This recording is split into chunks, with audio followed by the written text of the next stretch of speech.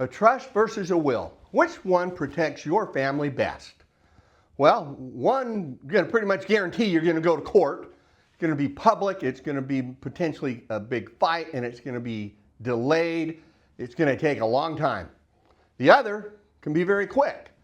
As an example, I'll tell you this.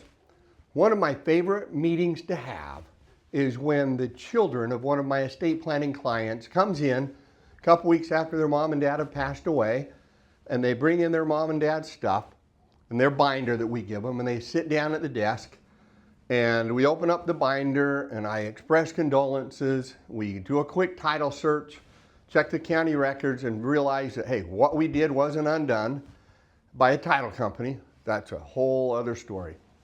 And everything was done. And in a matter of days, the successor trustee in the trust is in charge. They were able to get into the home. They're able to get the home sold or listed for sale. They could divide up the furniture and the other, family heirlooms without court, without a fight, without time. So, a trust will keep your estate plan private. It will be much faster and generally much fewer fights and contention occur among people that are inheriting things when there is a trust versus when there is a will, because there's no court involved. So, if you're concerned at all about fights and court and those kind of things, you want to avoid those kind of things, let's seriously talk about a trust.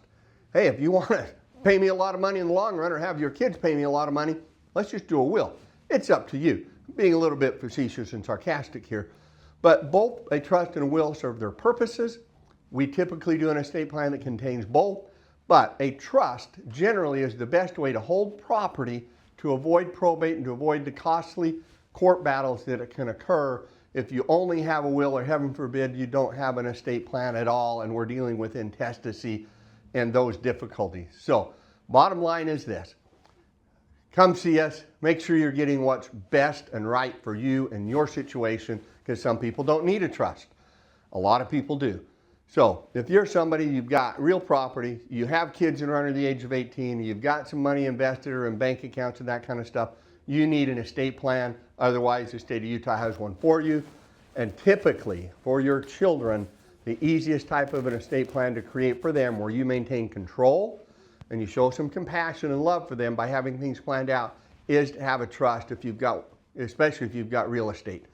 One of the things that a trust can do, and a will can do too, but not as well, is a trust, you can put rules in.